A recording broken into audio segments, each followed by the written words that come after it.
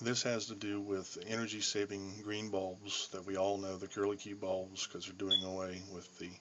regular standard bulbs, which, does help them using power, but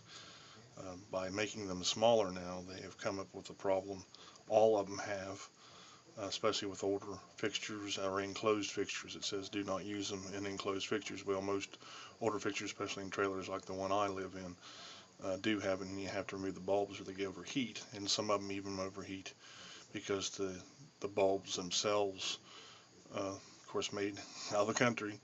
uh, do not have the standards, so you don't know what they're made of. Noticed, and I have one bulb that shows